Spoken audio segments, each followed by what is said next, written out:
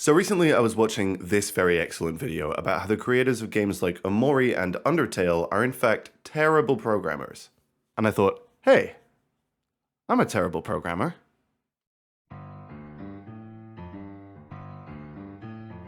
And I was a hell of a lot more terrible when I wrote the piece of code that this video is about. Because when I first started working on what would eventually grow to become my dream platformer game, I was an absolute beginner. And I am not exaggerating when I say that, not even in the slightest. As some of you might know, 2D platformer Ascera was essentially my first ever Unity project. And ask pretty much any game designer, myself included, and they will tell you that is probably not the way you should start out. Conventional wisdom says that you should really start by learning a little bit about as many things as you can. And if a beginner came up to me today and said they wanted to make Ghostrunner x Celeste, I would almost certainly be advising them to start with smaller projects. But I had no wisdom, so I jumped straight in with biting off way more than I could chew. My goal was to translate the immensely deep and endlessly compelling movement of Ghostrunner into a 2D platformer. I've always loved highly technical speedrunning games. But what I didn't love in the case of Ghostrunner is how the game completely neglects to teach its advanced mechanics to players, and how little the level design seems to care about developing and testing the player's understanding of them. It's a travesty that the majority of people who played through Ghostrunner thought it was just a pretty good hack and slash game. And it's not like I blame them. If your game requires a series of YouTube tutorials to be great, is it really great? Because for those players who either know about the speed tech going in or take the time to look at a YouTube tutorial, for all intents and purposes, they're playing a different game. I vividly remember hyping Ghostrunner up to a friend. One day, he comes through to my room and I'm playing the game's final boss fight, a set piece that should show the game at its most challenging and most complex. Instead, he sees this. The most basic movement tech in the game being spammed repeatedly and completely nullifying the final boss. This is an example of what happens when the mechanics you give a player aren't supported by the challenges you ask them to overcome. Contrast that with Ultrakill. Ultrakill for me is part of a wider pantheon of games where designers realize that speedrunning does not have to be limited to just the most dedicated players. I think a lot of designers and a lot of players correlate speedrunning with very tricky and sometimes very unintuitive and obtuse movement tech. And because of that perceived high barrier to entry, a lot of designers don't want to make a game around speedrunning. But speedrunning is just a mode of play. It's no less limiting to design around than fighting an opponent or solving a puzzle. What I find most compelling about speedrunning from a design perspective is that it satisfies the four Bartles player types in really interesting ways. For the Honer, i.e. the player who likes to see themselves improve, it's pretty self-explanatory. But what about the Explorers? People who get their kicks from diving into a game's systems and finding things in places nobody else thought to look. Well, speedrunning has that in spades. There are countless players who have made a name for themselves not by competing at the top level, but by discovering or helping to discover something revolutionary. And since Strata is still in early development, it's not uncommon for something a player discovered or suggested to end up influencing my direction for the game. Satisfying killers may sound unintuitive because we're not putting two players head to head in a zero-sum environment, but all you really need as a speedrunner who fits the killer archetype is a rival of a similar skill level and you're set. Where the Honer gets their thrills from increasing their own skill, the killer's most fun moment is uploading a new run and watching their rival get knocked down a place. Then finally we have the socializers, and oh my god, if your primary motivation for playing games is to build and maintain relationships with people in your community, you have to try speedrunning. The whole point of speedrunning is that it's a collective endeavor, and even though only one person can hold the top spot at any given time, they are always standing on the shoulders of runners that came before.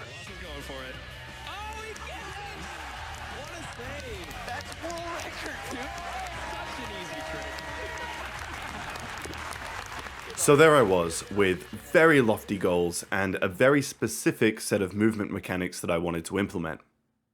The entire goal of Strata, especially at this early stage, was just to make a movement system. But I didn't want just any movement system. I wanted something on par with the games that had inspired it. And I was willing to do as much work as it took to get there.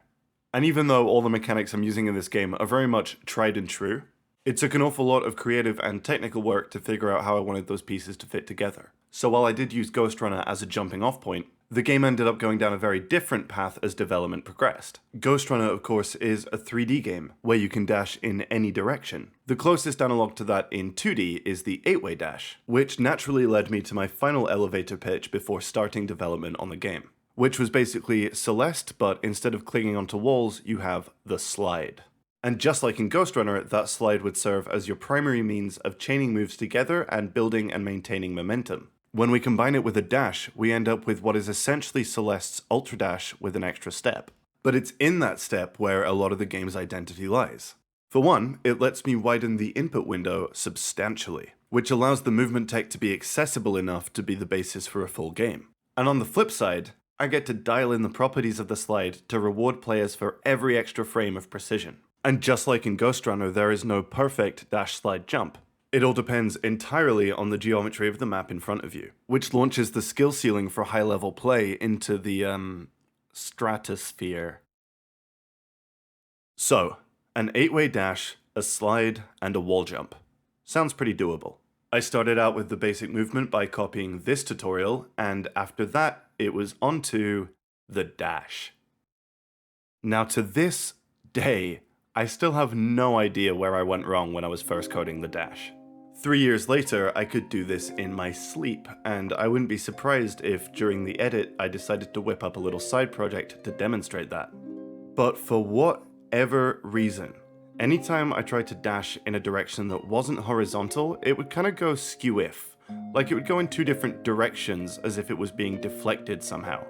And I know for a fact that it wasn't gravity because gravity is disabled for the entire duration of the dash. This left me scratching my head for months. How could I possibly hope to create what is essentially a Celeste fan game if I can't even get the 8-way dash working? Without the 8-way dash, there is almost no vertical movement. There's no wave dashing, and not being able to dash horizontally severely limits my choices when it comes to designing levels. After months of terrible programmer IO butting his head against the wall, eventually pretty good game designer IO had to step in. It is said that limitations breed creativity. And what I realized, in hindsight, was that I was never going to get to be truly creative until I accepted that this was just a limitation that I had. It's true that at the time of making Undertale, Toby Fox was a really bad programmer, but he was also a very wise and very self-aware artist. It was only by embracing his shortcomings, and by designing the game around what he was able to do, that Toby Fox was able to create a game that was entirely personal to him, and align his artistic ambition with his technical abilities in a way that meant he could actually finish the project. And my feeling is that players not only resonated with Undertale for that reason, but it also inspired a lot of people like me. Or, perhaps maybe people like you.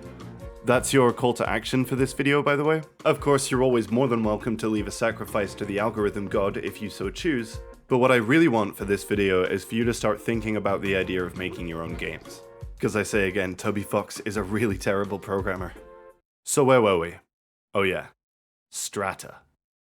So at this point in our story, I was finding myself at a bit of a crossroads. I'd accepted that bashing my head against a wall trying to make an 8-way dash was not a good use of my time. And I think making that realization was the exact moment that Strata went from being Celeste meets Ghostrunner to being Strata. Let me explain.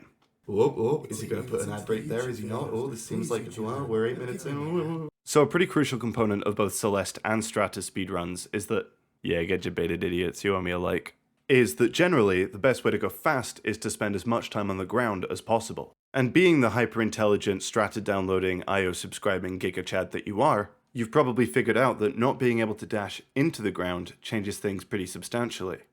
In high-level Strata, the minutiae of when you start and end a jump press really matters, because you don't have a button you can press that teleports you back to the ground. And while I did add a feeble double jump to add some of that vertical space back in, by its very design, Strata is probably one of the most horizontal platformers out there. And while Celeste is able to accomplish an awful lot with its vertical space, Strata's design is fundamentally different, and it's not like I don't use the vertical space quite liberally in my level designs. It's just that movement on the vertical plane is very precise and technical, whereas the horizontal movement is very fast and fluid. And to my mind, it's the rapid switching between these two disparate gameplay styles that makes Strata unique. And that was only possible because I accepted my limitations and allowed myself to create within them. Game design and video game development are connected but ultimately separate fields. And I'm going to drive that point home with a thought experiment that I came up with after seeing this meme. My goal here is to demonstrate that game design is something we do as people all the time. So, it's the weekend and you and 9 other friends are off to your local basketball court for some five-a-side. Unfortunately, one of your mates has got into a fight on Facebook with one of the local wizards. Happens to the best of us. In an act of petty revenge, this wizard has removed a triangular section from one side of the basketball court, meaning no matter what you do, you and your friends cannot have a fair and balanced game. Using basketball as a jumping off point, how can you change the rules such that all 10 of you can still have fun? If you come up with something, anything, you have just designed a game. In exactly the same way that making a D&D campaign or your family's house rules for Monopoly is game design. Because at its core, a game is just two things. It's a set of tools and a set of rules. Finally, I took a bit of time away from Strata recently. Burnout is real, and I'm extremely grateful to have a community that really doesn't mind if I take a bit of time out for my mental health. But I've been back on the grind for a few weeks now, and I have a beefy update for all of you. The game has taken a significant step up in terms of overall quality. So improvements across the board to performance, level design, and core gameplay. The game now has a total of 6 levels, and they're all substantially bigger than the first one. So not only is the game a lot better in terms of features, performance, and overall experience, but it's also about 15 times bigger. And still, of course, absolutely free. In order to strike the best balance between the game's already budding competitive scene and the fact that it's actively in development and a long way from finished, I've decided to adopt a sort of seasonal model for the Speedrun.com leaderboard. This video marks the beginning of Season 1. Whenever I drop a patch that substantially changes the core any percent run, the current leaderboards will be archived and your positions on them set in stone. Each player will then be awarded points based on all of their leaderboard positions for that season, and a season champion declared. I haven't quite decided on what the reward for season champion will be, so I'm taking suggestions both in the comments and in Discord. Finally, a massive thank you to everybody who has either thrown me a few bucks on itch or sat through an ad or two on YouTube. I know YouTube ads suck and they're getting worse every week, but for reference, that one viral video is still giving me enough passive income to take, say, one less bar shift every month, which means more time working on the game. And last but certainly not least, my now 6 patron supporters. By way of thanks, this update also comes with the brand new VIP zone. For the supporters, it's essentially a bit of DLC, but for me, it's a perfect testbed for new ideas. The current iteration of the VIP zone has been a resounding success, and I've developed a really fun rivalry with one of my players named Kane. When that happens in the VIP zone, my response will invariably be one of two things. Either I create an entirely new VIP zone and add the old iteration to the base game for all players, or I take the lessons learned from that experiment and develop them into future content. My goal now is just to become the best level designer I can be, so that's going to mean a steady stream of new content and rapid iteration. That way, when/if it comes time to go into deep development, my ability to make great levels can be on par with my ability to make great movement. So jump in. We have a long journey ahead of us, and I would love to have you along for the ride.